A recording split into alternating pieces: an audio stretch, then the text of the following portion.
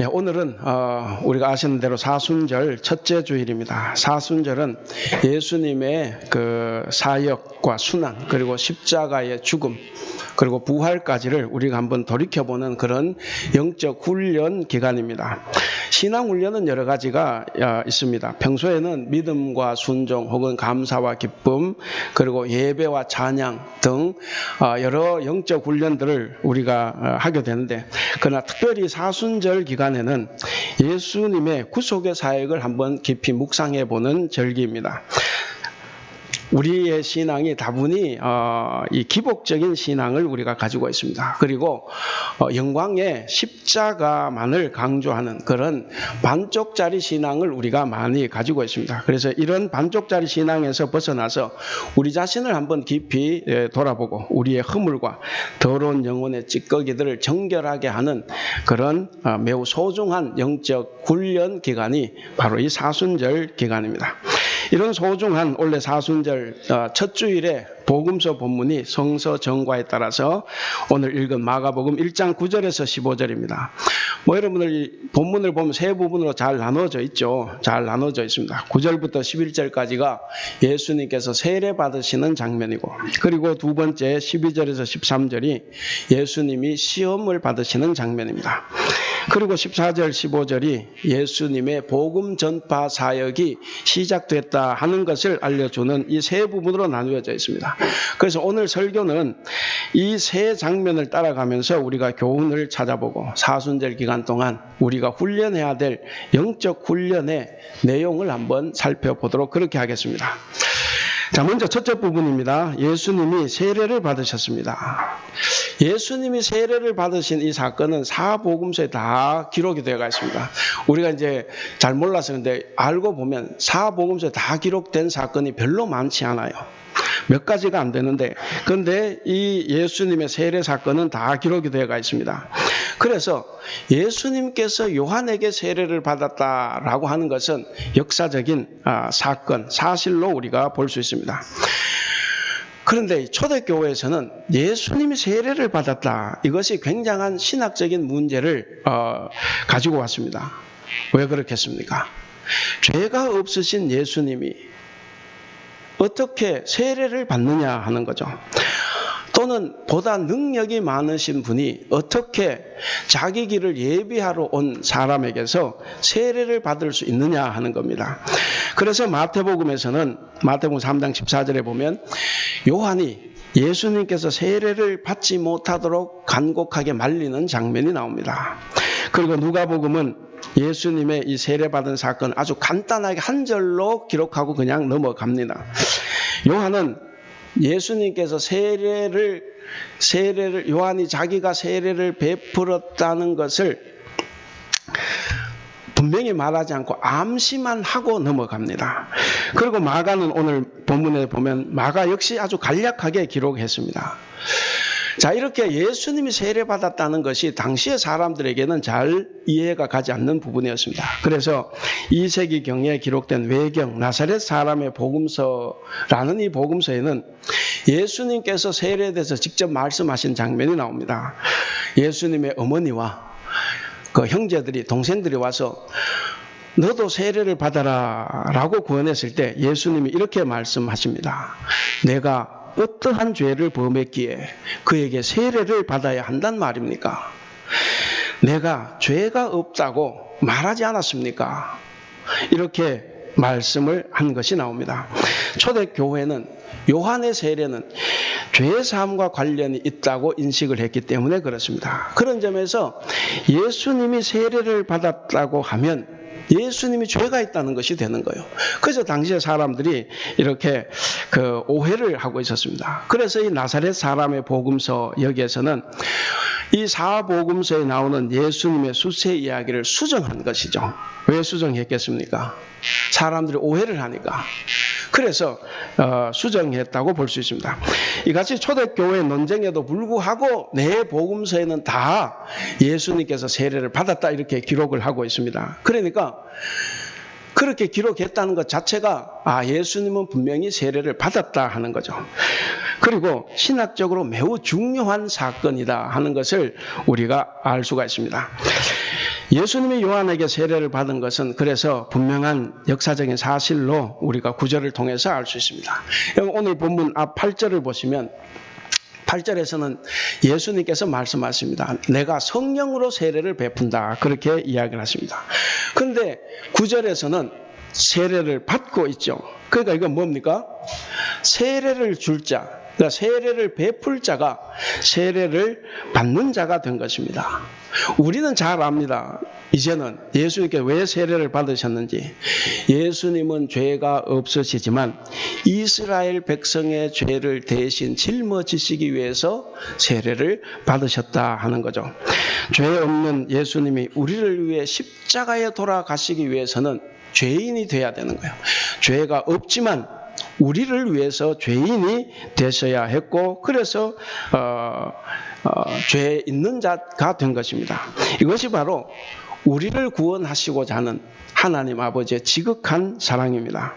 예수님의 이런 낮아지심, 자기의 길을 예비하러 온 이 세례자 요한에게서 세례 받기까지 낮아지신 이 예수님은 결국 죄인의 자리까지 내려간 것입니다.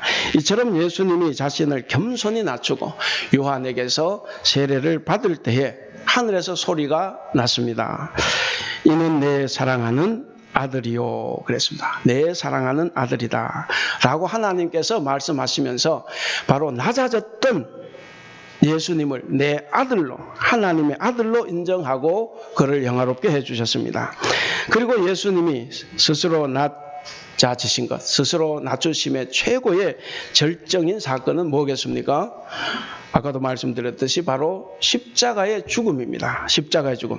빌립보서 2장에 그렇게 말씀하죠. 자기를 낮추시고 죽기까지 복종하셨으니 그 십자가의 죽으심이라. 그러나 하나님은 그를 지극히 높여 모든 이름 위에 뛰어난 이름을 주시고 모든 무릎을 예수님의 이름에 꿇게 하시며 모든 입으로 예수 그리스도를 주라 시인하게 하셨습니다. 그래서 오늘 우리가 그 낮아졌던 예수님 하나님께서 높이셨기 때문에 우리가 그를 주라 시인하고 믿고 있습니다. 예수님은 스스로를 낮추었습니다. 그런데 하나님은 그를 지극히 높여주셨습니다. 성도 여러분, 예수님이 스스로 자신을 낮추심으로써 하나님의 뜻을 이루고 많은 사람을 구원하셨습니다. 우리도 마찬가지입니다. 우리도 스스로 낮출 때에 하나님의 뜻을 이루어 갈 수가 있습니다. 뿐만 아니라 원수의 목전에서 잔치상을 베풀어 주시는 하나님이 우리를 높여 주실 것입니다. 야고보서는 야고 4장 10절에서 이렇게 이야기했습니다. 주 앞에서 낮추라. 그리하면 주께서 너희를 높이시리라. 여러분, 우리는 어떻습니까? 저와 여러분에게는 어떤 낮아짐이 있습니까? 우리 스스로가 예수님을 닮아서 낮아지는 자리에 서야 하겠습니다. 그리고 두 번째입니다. 두 번째 부분은 12절 13절입니다. 예수님이 광야에서 시험을 받았습니다. 우리가 아는 대로 마태복음은 시험 기사가 길죠. 그래서 세 가지 시험을 다 기록하고 이렇게 다루었는데 마가는 단 2절로 마무리를 합니다. 성령을 받은 예수님을 강제로 광야로 몰아내셔서 그 광야에서 40일간 시험을 받게 하셨다고 합니다. 그래서 그 성령께서 예수님 광야로 몰아내셨다 그런데 이 몰아낸다는 말이 문자적으로 광야에 내 던졌다 하는 겁니다. 그러니까 광야로 내 동댕이 쳤다 하는 거예요. 자, 보면 우리가 좀 의문을 가져야 됩니다. 어떻게 방금 전에 하늘에서 하나님께서 이는 내 사랑하는 아들이요 내가 기뻐하는 자다 이렇게 한 사람을 이렇게 저주와 고난의 장소인 광야에다가 내 동댕이 칠 수 있느냐 하는 거죠. 광야는 살기 힘듭니다. 일단 더워요. 우리 대만도 덥지 않습니까? 더울 때 밖에 나가기 쉽지 않아요. 그런데 거기는 더 덥고 뜨거운 동네입니다. 그래서 거기서는 자고 먹고 입고 하는 모든 것이 부족할 뿐만 아니라 불편합니다. 예수님은 지금까지 가족들과 더불어서 나사렛에서 살아오셨습니다. 그렇기 때문에 그가 광야에 갈 필요는 없습니다. 그런데 성령께서 예수님을 사람들과 단절되고 고립된 곳, 그리고 아무것도 의지할 것 없는 광야로 내동댕이 쳤습니다. 여기서 우리가 주목해야 될 점이 뭐냐면 예수님을 포함해서 우리 그리스도인들은 이 세상 속에서 여러 가지 사탄의 시험을 받게 된다 하는 사실입니다. 그래서 우리는 종종 이렇게 질문을 합니다. 하나님, 성령을 받은 우리에게 시험이 무슨 말입니까? 성령 받고 은혜 받은 나에게 어찌 이런 시험을 하십니까? 사랑하는 우리 성도 여러분, 예수님이 사단에게 시험을 받으신 것은 하나님의 사역에서 끊임없이 마귀의 시험이 있다는 것을 말합니다. 그러면 우리는 시험 받겠습니까? 안 받겠습니까? 우리도 시험을 받을 수밖에 없습니다. 우리도 역시 끊임없는 사탄의 도전 속에서 우린 이 세상을 살아갈 것이고 하나님의 일을 감당하게 될 것입니다. 그 시험은 외부에서 오는 것도 있지만 우리 내부에서도 일어납니다. 사탄의 시험은 우리의 명예욕, 자리욕, 권력욕 같은 이런 내부의 욕심을 통해서도 다가옵니다. 참으로 위대한 삶은 위협이나 고난을 심하게 받을 때에 오히려 성숙해지는 삶을 사는 것입니다. 그렇기에 성도는 어떤 고난이나 위협 속에서도 자신의 감성, 다시 말씀드려서 하나님의 자녀로서의 온전한 마음을 잃어버려서는 안 됩니다. 오늘 우리가 하나님의 사람으로 살려고 하면 광야로 나가야 합니다. 여러분 복음서를 읽어보면 조금씩 다르죠. 이 누가복음에서는 그 광야로 나갈 때 성령의 능력으로 갑니다. 성령이 충만해서 성령이 인도하셔서 함께 갑니다. 마태복음도 성령의 인도하심으로 광야로 갑니다. 그런데 이 마가복음에서는 그렇게 말하지 않아요. 성령이 예수님을 광야로 내몰아 버렸습니다. 소위 말하면 소총 환자로 주고 적군과 싸우도록 전쟁터에 내몬 것입니다. 그렇기 때문에 그런 것을 보더라도 우리는 예수님도 그런 시험을 받았다고 하면 우리도 그런 시험을 받게 된다 하는 겁니다. 광야의 삶이 우리를 강하게 만듭니다. 광야의 삶이 우리를 주님만 바라보게 하고 주님 말씀에만 순종하게 만듭니다. 광야는 부족합니다. 광야에는 없는 것이 많습니다. 그리고 힘들고 고난스럽습니다. 그러나 그 자리에서 우리가 하나님을 만나고 하나님의 능력을 덧입을 수 있습니다. 내가 가다가 교통사고가 났습니다. 이 교통사고는 하나님께서 주신 시련의 시험일 수 있습니다. 그러나 그 병실에 누워있을 때, 수술장에 누워있을 때 내가 하나님을 만나는 겁니다. 오직 하나님만 보이고 오직 하나님만 의지하게 되는 것입니다. 그래서 광야의 연단 없이, 광야의 고난 없이, 광야의 고통 없이 하나님의 일을 할 수는 없습니다. 광야에서 우리 육신의 것이 철저하게 깨어져야 합니다.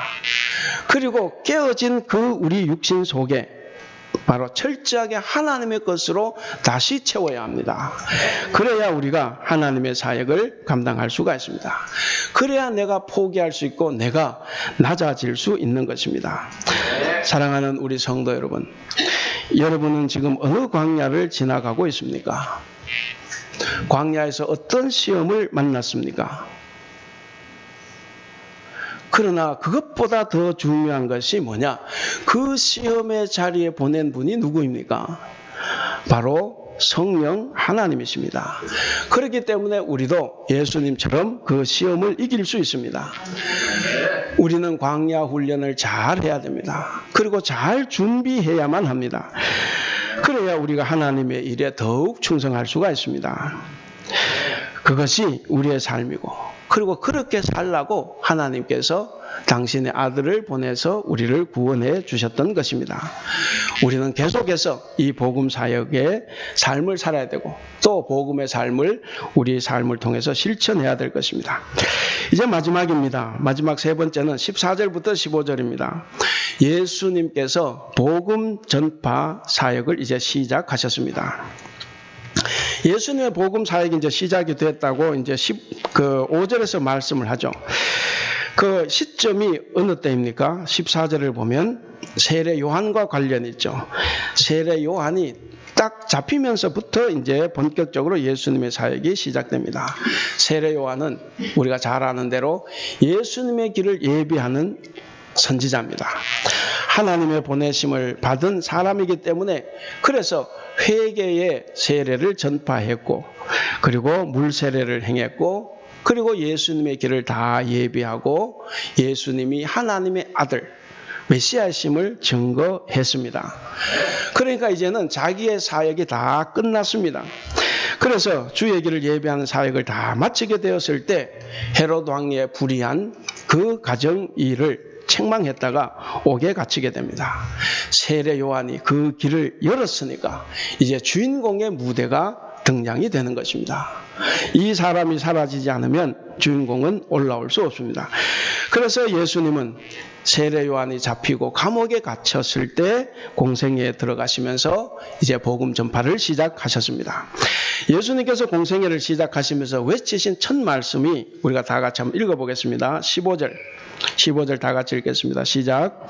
이르시되 때가 찼고 하나님의 나라가 가까이 왔으니 회개하고 복음을 믿으라. 회개하고 복음을 믿으라.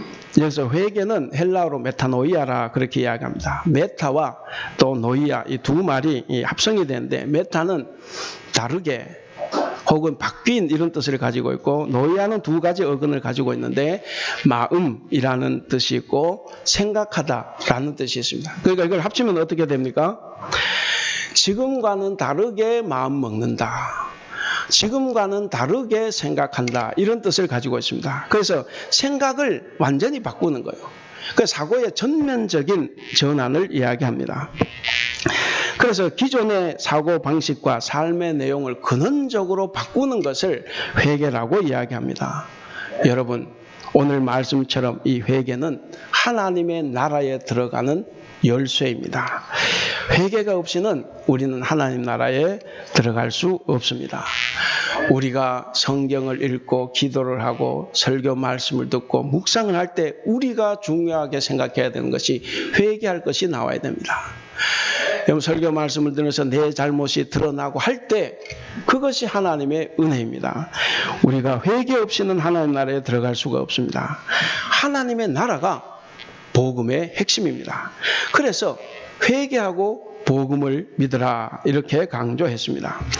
하나님 나라에 들어가기 위해서는 반드시 회개가 필요합니다. 아까 말씀드린 것처럼 회개는 생각과 마음의 변화를 의미합니다. 회개가 단순히 뉘우치는 게 아니에요. 단순히 뉘우치고 반성하는 그런 수준의 정도가 아닙니다. 회개는 속 사람을 근본적으로 바꾸는 새로워지는 변화입니다. 삶의 방향과 목적이 바르게 바뀌는 바로 의식의 변화를 회개라고 말합니다. 그래서 참된 회개, 우리가 정말 회개를 하면 이전에 세속적이면서 자기중심의 이기적인 가치관과 세계관을 하나님 중심으로 바꿔 나갈 수 있습니다. 우리가 해적선 안에 있습니다. 해적선 안에서 우리가 열심히 일을 하게 되면 어떻게 됩니까? 내가 은행 강도 때에 들어가 있습니다. 내가 일을 열심히 하면 어떻게 됩니까? 내가 열심히 하고 최선을 다하는 것은 좋은데 우리가 해적선 안에서는 열심히 일하고 최선을 다할수록 더욱 나쁜 일만 만들어 갑니다. 삶의 목표와 방향이 잘못 설정되어 있으면 우리의 열심이, 우리의 최선이 결국 최악이 될 수가 있습니다. 그렇기 때문에 최선을 다하는 것보다 더 중요한 것은 뭡니까? 바른 목표입니다. 바른 표대를 세우는 것입니다.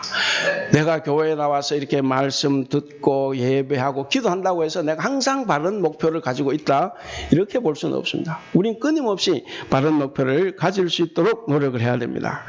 올바른 삶의 방향으로 돌아서는 그런 회개가 우리에겐 반드시 필요합니다. 예수 그리스도를 나의 주인으로 모시는 겁니다. 하나님께로 돌아서서 하나님께로 나아가는 것입니다. 이것이 바로 우리 교회가 말하는 회개입니다. 회개를 통한 이 변화에는 근본적으로 두 가지가 있다고 이야기를 합니다. 하나는 뭐냐면 삶의 방향을 전환하는 일회성 회개입니다. 다른 하나는 바뀐 삶의 방향 안에서 날마다 반복되는 회개입니다. 그러니까 일회성 회개는 하나님의 자녀로 다시 태어나는 그런 역할을 한다고 했다면, 반복되는 회개, 이것은 매 순간 하나님과 동행하는 성령 충만한 삶입니다. 내가 무엇을 보든 무엇을 읽든 무엇을 듣든 무엇을 느끼든지 간에 내가 회개하는 삶, 새롭게 되는 삶, 바로 성령 충만한 삶을 이야기합니다. 그래서 이 두 종류의 회개는 우리 힘으로 되는 것이 아닙니다. 그래서 전적으로 하나님의 은혜이고 성령의 역사입니다. 내가 하나님 말씀대로 살겠다고 내 자신을 다 내려놓지 않는 한 우리는 이 은혜를 경험할 수 없습니다. 성령은 우리를 거듭나게 하여서 하나님 나라의 시민권자로 당당하게 살아갈 수 있는 신분을 얻게 하는 것입니다. 이 거듭남, 성도 여러분, 이 거듭남은 바로 신앙생활의 출발점입니다. 우리가 거듭남으로써 새로운 삶이 시작되는 것입니다. 날마다 속사람이 새로워지는 영적 성장과 성숙이 필요합니다. 우리의 모습은 항상 겉사람이죠. 낡아지는 겉사람을 소유하고 있습니다. 겉사람을 소유하고 있는 우리들은 끊임없이 하나님의 길에서 벗어나려고 하는 이 습성을 가지고 있습니다. 그래서 이것을 교정하지 않으면 안 됩니다. 제자리로 되돌리는 방법, 바로 그 방법이 바로 참된 회개입니다. 자신을 늘 돌아보며 회개하는 것이 바로 성령 충만해서 날마다 새롭게 살아가는 비결입니다. 이제 말씀을 정리하겠습니다. 구한말에 서울 북천 곤당골에 백정들이 많이 모여 살고 있었습니다. 어느 날 미국의 선교사 무호 목사님이 전도를 나갔다가 병에 걸린 백정 박성춘을 치료해 줍니다. 치료해 주는데 자기는 의사가 아니니까 자기 친구 의사를 불렸습니다. 그 친구 의사 앨리스는 고종 황제의 주치의입니다. 그러니까 의의가 나와서 백정에게 와서 치료를 해준 거예요. 그러니까 이 백정 박성춘 얼마나 감사합니까? 그래서 병이 낫고 자기 아들과 함께 그 교회로 갔습니다. 그 교회는 바로 승동교회입니다. 그 양반들이 많이 나오고 있었습니다. 처음에는 박성춘이 자기 신분을 밝히지 않았습니다. 그러나 곧 그 사실은 알게 되죠. 알게 됐고, 그리고 세례를 받을 즈음에 양반들이 교회를 떠나갑니다. 그때 떠나간 양반 교인이 한 말이 이렇습니다. 백정과 함께 앉아서 예배하는 것은 도저히 참을 수 없다. 우리가 주님을 믿기 위해서 귀천분리의 많은 풍속을 포기했지만 그러나 포기하지 못하는 것도 있다. 그것은 바로 백정과 함께 앉아있는 것. 이건 도저히 참을 수가 없다. 그래서 나갔습니다. 나가고 난 다음에 2년 뒤에 다시 돌아왔습니다. 그래서 다시 돌아왔는데 몇 년 뒤에 장로 선거가 있었어요. 장로 선거를 하는데 박성춘이 후보자가 됐습니다. 그러니까 다시 양반 교인들이 이건 도저히 못 참겠다. 그래서 다시 양반 교인들이 따로 떨어져 나갔습니다. 그래서 1909년에 지금 서울에 가면 안동교회가 있습니다. 그래서 양반들이 모여서 양반교회인 안동교회를 설립했습니다. 그렇게 안동교회가 설립이 되니까 이 교회에 있던 초대 장로였던 양반도 고마 그쪽 교회로 가버렸어요. 그리고 그때 2차로 많은 양반들이 또 그 교회를 떠났습니다. 그렇게 정리가 되고 1911년 12월에 박성춘이 승동교회 장로가 됐습니다. 우리 양반들이 다 이렇지는 않습니다. 다른 양반 이야기도 있습니다. 전북 김제군에 가면 금산에 금산교회가 있습니다. 이 금산교회에는 엄청난 부자였던 이 조덕삼이라는 양반이 있었습니다. 그 집에 마부가 있어요. 마부 이자익이 있는데 그도 주인을 따라 열심히 교회를 다니고 봉사를 하다 보니까 이제 1905년에 세례를 베푼데 딱 3사람이 세례를 받습니다. 누구냐면 이자익, 이 마부와 주인 조덕삼, 그리고 박화서라는 3사람이에요. 그러고 난 다음에 1907년에 장로 선거를 합니다. 이제 세례교인이 30명이 넘어서 장로 선거를 하는데 2명의 후보자를 추천했는데 그 2명의 후보가 이자익과 조덕삼이었어요. 자, 장로 선거를 했습니다. 결과에 사람들이 충격을 받았습니다. 이러다가 교회 깨지겠다. 누가 됐느냐? 조덕삼이 아니라 그의 마부 이자익이 장로가 됐습니다. 교회가 술렁술렁합니다. 당시에 그 금산의 모든 사람들은 이 최덕삼의 그 땅을 그 경작을 해서 사는 사람들이었습니다. 자, 그런데 이 조덕삼 영수가 뭐라고 말을 하냐면 이렇게 말을 합니다. 우리의 금산교회 교인들은 참으로 훌륭한 일을 했습니다. 저희 집에서 일하는 이자익 영수는 나보다 신앙의 열의가 훨씬 대단합니다. 참으로 감사합니다. 교회가 깨질 것이라고 예상하고 숨지고 있던 교인들이 환호를 했습니다.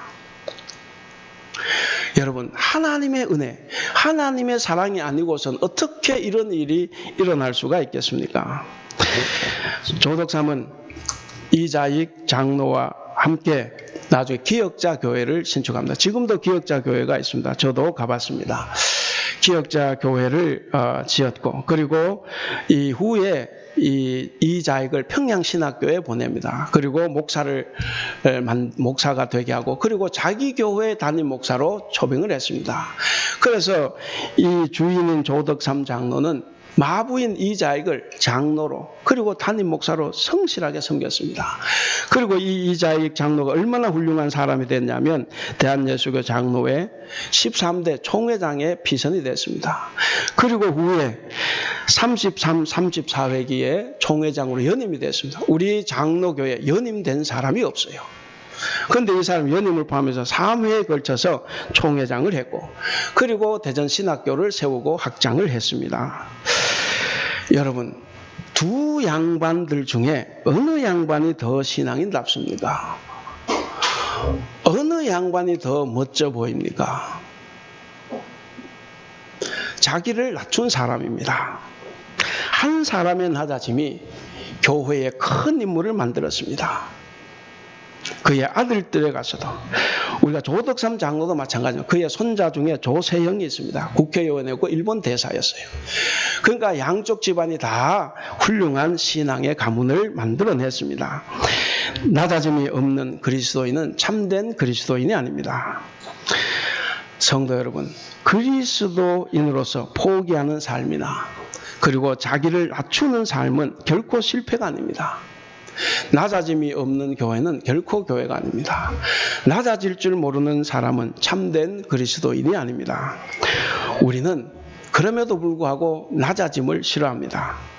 자존심이 상한다고 말을 합니다. 가장 견디기 어려운 것이라고 말합니다. 그래서 굳이 남을 끌어내리고서라도 내가 올라가려고 합니다. 내가 못 올라갈 것 같으면 남도 못 올라가게 하는 것이 우리의 습성입니다. 그런데 예수님은 어떻습니까? 예수님께서는 스스로 낮아지셨습니다. 자발적으로. 그것도 죄인인 우리를 위해서 낮아지셨습니다. 여러분, 자발적으로 낮아졌다는 것이 무슨 말인지 다 아실 것입니다.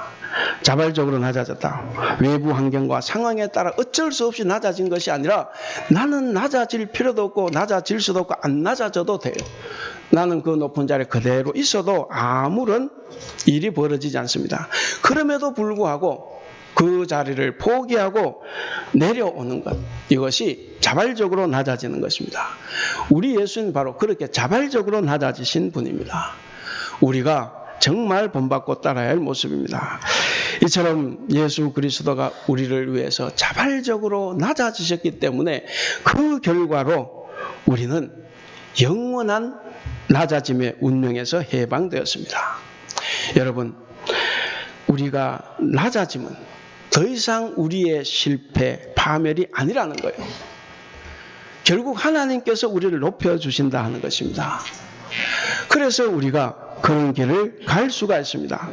이 사실을 알고 믿는 우리는 예수 그리스도의 낮아지심에 대해서 우리는 감사해야 됩니다. 그리고 그 낮아지심에 우리가 교훈을 얻어야 됩니다. 그리고 우리가 겸손한 마음으로 살아가야 합니다. 우리는 낮아지면 됩니다. 스스로 높아지려고 할 필요가 없습니다.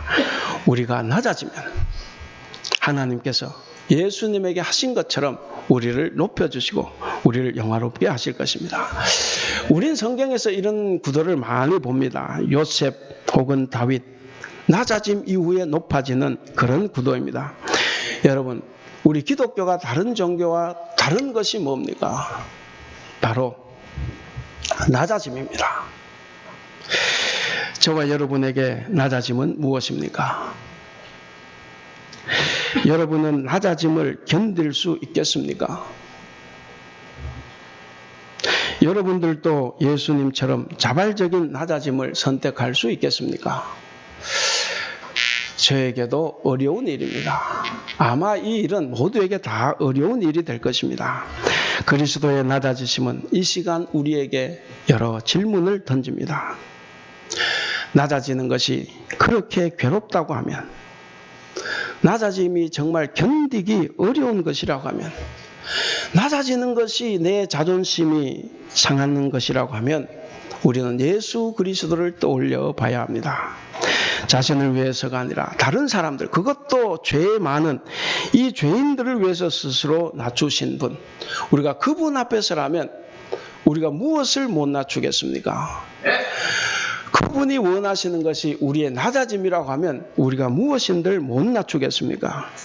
나를 무시하여 자존심을 상하게 만드는 남편이나 아내, 그리고 시부모나 장인 장모, 설을 어떻게 보내셨는지 모르지만, 그리고 동료나 친구, 혹은 상급자나 하급자, 아니면 목사에게나 장로에게서 나를 위해서가 아니라 그 타인을 위해서 우리가 스스로를 자발적으로 낮출 수가 있다면 우리는 하나님의 뜻을 따르는 자가 되었다고 말할 수 있을 것입니다.